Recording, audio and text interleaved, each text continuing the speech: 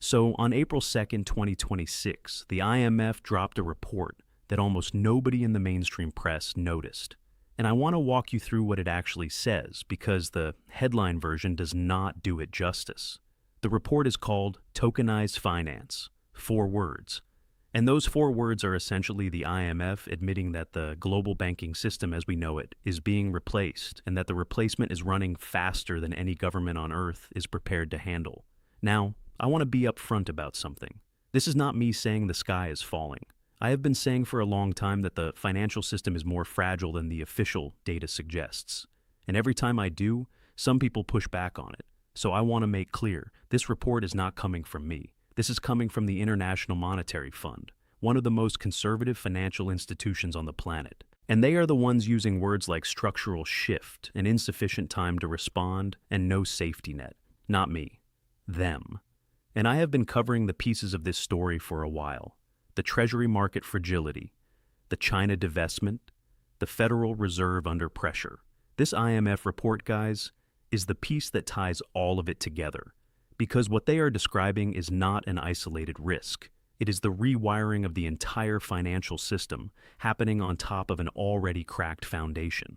So, let us start with the most basic question. What exactly is tokenization and why does it matter? Right now, when you sell a stock, it takes 2 business days to settle. 2 full days. In 2026, you can send money across the world on your phone in seconds, but a stock trade takes 48 hours to finalize. The reason is the entire infrastructure sitting underneath every financial transaction. And clearinghouses, custodians, settlement agents, correspondent banks. All of these intermediaries that exist. Because the old financial system was built to run in slow sequential steps. Each one takes a cut. Each one adds time. Tokenization eliminates all of that. A tokenized asset is a real financial instrument. A bond, a stock, a treasury bill, a piece of real estate. It exists on a programmable digital ledger, and because the ledger is programmable, the ownership transfer and the payment happen at the exact same instant. No intermediary, no delay, no clearinghouse in the middle. The transaction executes through code, around the clock, 7 days a week. They call it atomic settlement. Now I want to be clear about something here because I think a lot of people assume this is a future scenario. It is not. Tokenized real-world assets have already reached $27.5 billion as of early April 2026. Tokenized U.S. Treasury products alone sit at over $10.8 billion. When you include payment stablecoins, the broader tokenization industry is at $300 billion, and since the start of 2026, the sector has grown by 66%. That is not gradual adoption, that is acceleration.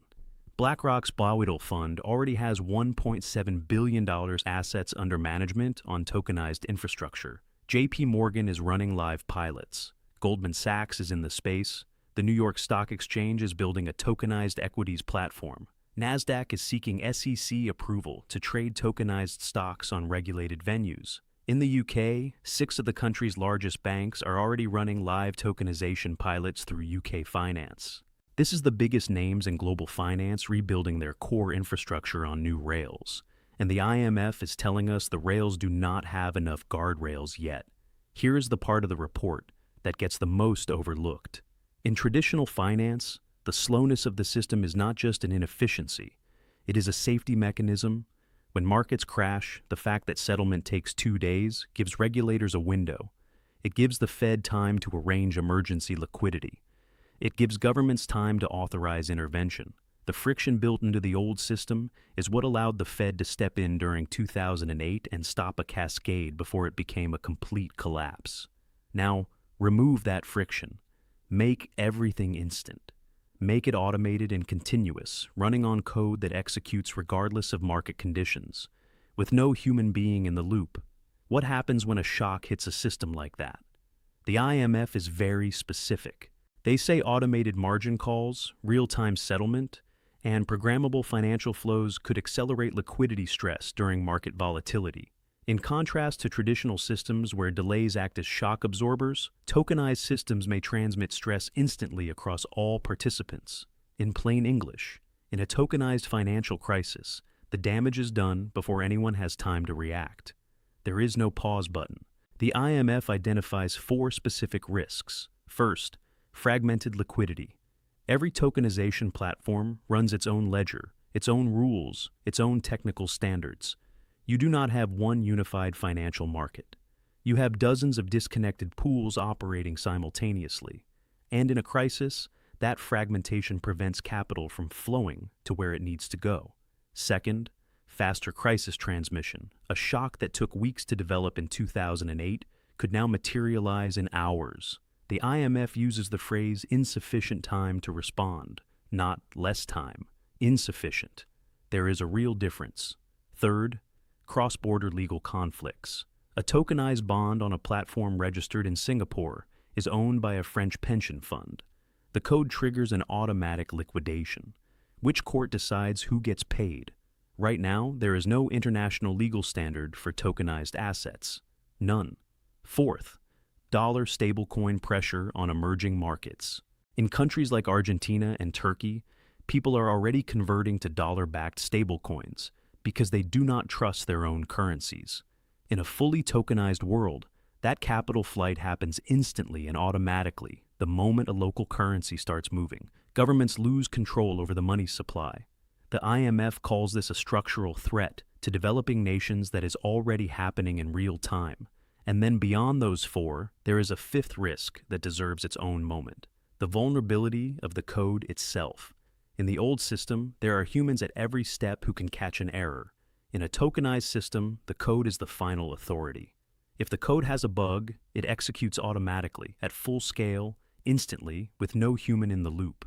The IMF points to the DeFi track record as the real-world test case. Smart contract exploits have wiped out hundreds of millions of dollars in minutes before anyone knew what was happening. Now scale that to a platform managing $10 billion in tokenized treasuries at 3 in the morning when US markets are closed. There is no plan for that. Not yet, guys. Now, let us talk about banks, because there is a dimension to this that is being completely underreported. Banks exist not just because of the loans they make, but because the traditional financial system requires intermediaries at every step. Someone has to hold the assets. Someone has to clear the transaction. Someone has to settle it, manage the custody, reconcile the records. That is where the vast majority of bank revenue actually comes from. Not the interest on your checking account, the fees generated by being the unavoidable middleman in every transaction. Tokenization removes the need for those middlemen.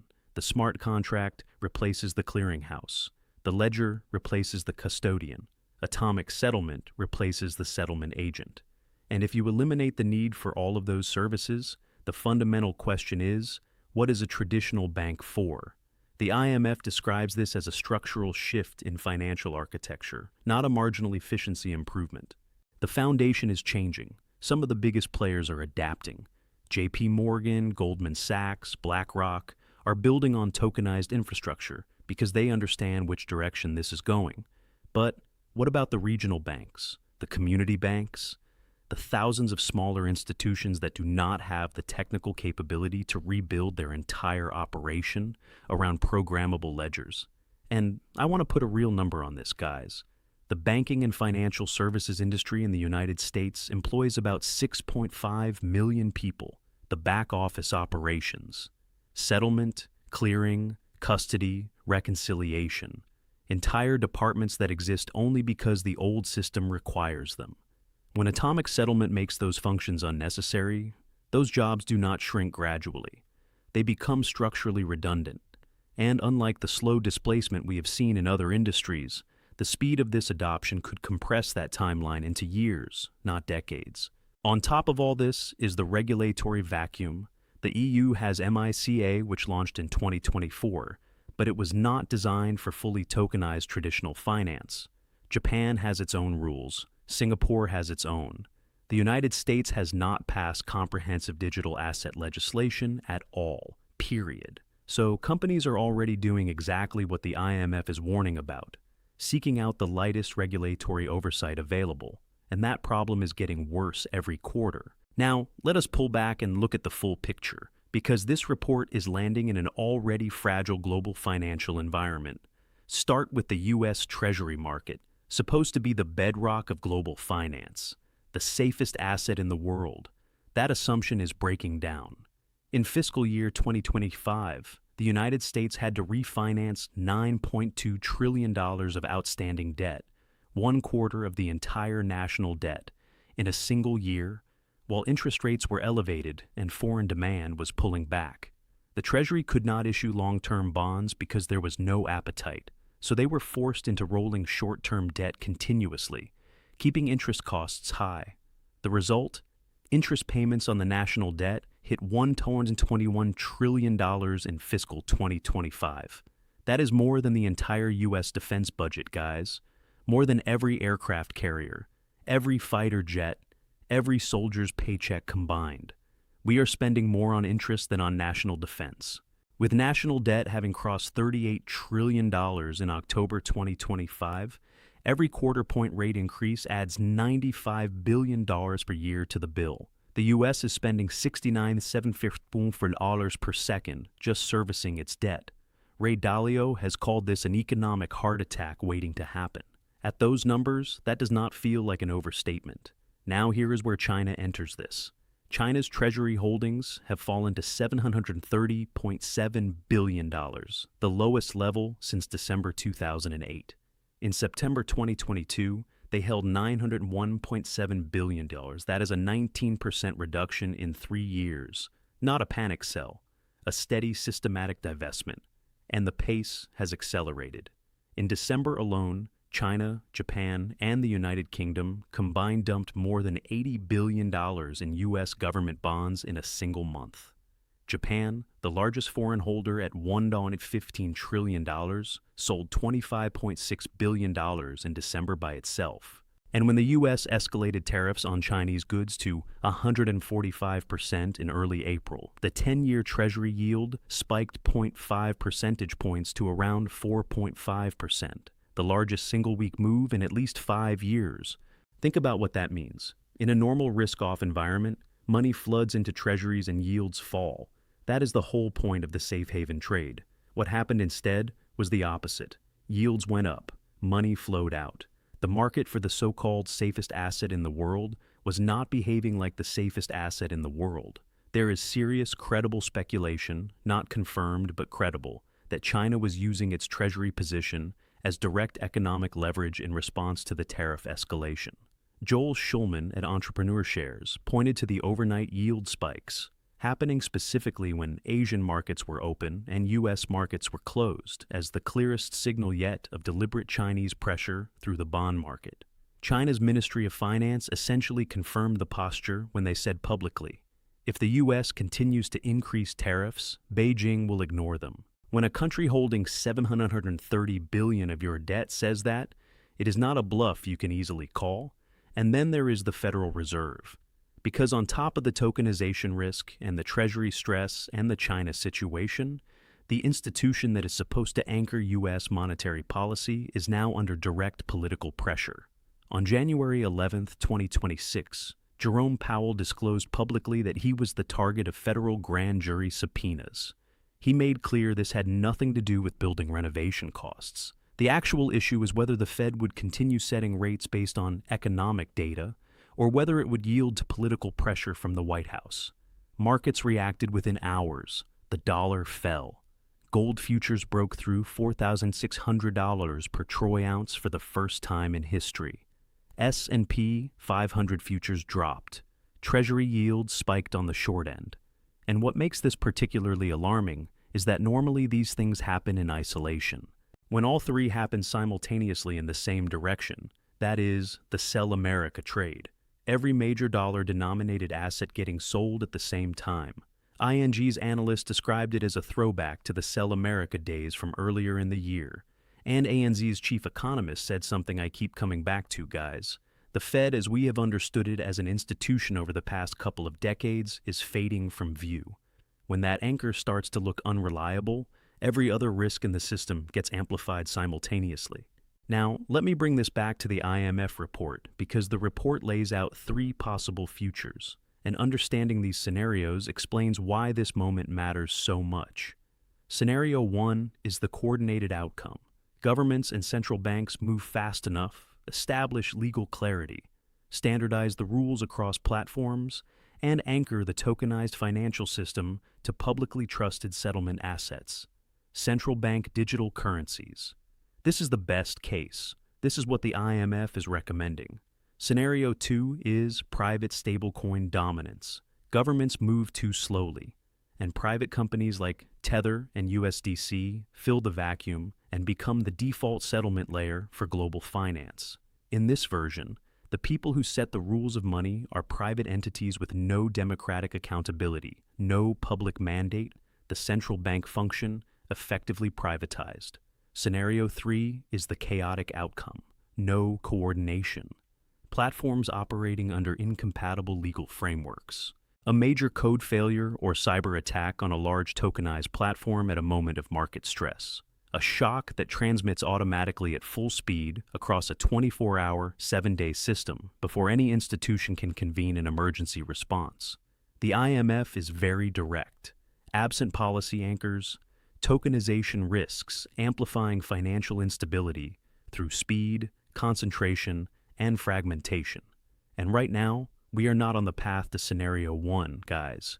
Because Scenario 1 requires the United States, the European Union, and China to coordinate meaningfully on financial regulation.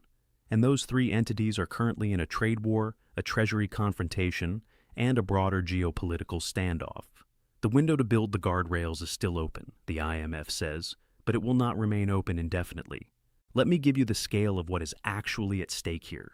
Boston Consulting Group projects the tokenization market reaches $16 trillion by 2030. McKinsey estimates $2 trillion, more conservative but still enormous. Even at $2 trillion, you're talking about assets that large operating and automated around-the-clock systems with no coordinated international regulatory framework during a period when the US and China are in an active confrontation and the Federal Reserve's independence is being tested. That is a risk environment that has no historical precedent. Not in 2008, not in 2020. We have not been here before. There are currently 698,200 people holding tokenized on-chain assets.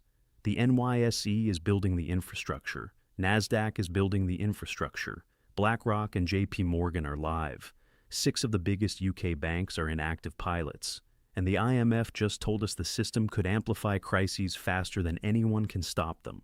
That tension between the pace of adoption and the absence of guardrails is exactly where we are right now. So, what does this mean for you practically? Your bank deposits are not in immediate danger because of this report. I want to be clear about that. But the financial system you rely on is being restructured at the foundation level, faster than the protections designed to cover you are being updated. The banking revenue model is under structural threat. The U.S. Treasury market is losing its traditional foreign buyer base. The Federal Reserve's independence is being contested.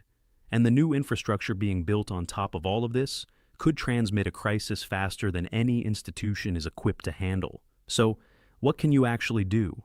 Build your emergency fund. At minimum 6 months of expenses, a year if you can manage it. Know where your assets are, and do not have everything concentrated in a single institution. Pay attention to what is happening with the CBDC race over the next 12 months, because that is going to determine which version of the tokenized future we end up in. Governments that move fast enough to establish a trusted digital settlement anchor will shape this system for decades. The ones that move too slowly will hand that power to private companies. The IMF dropped this report on April 2nd, 2026. Almost nobody in mainstream media covered it properly. But it is probably the most important document about the direction of global finance to come out this year. Stay alert. This is the Miller Report.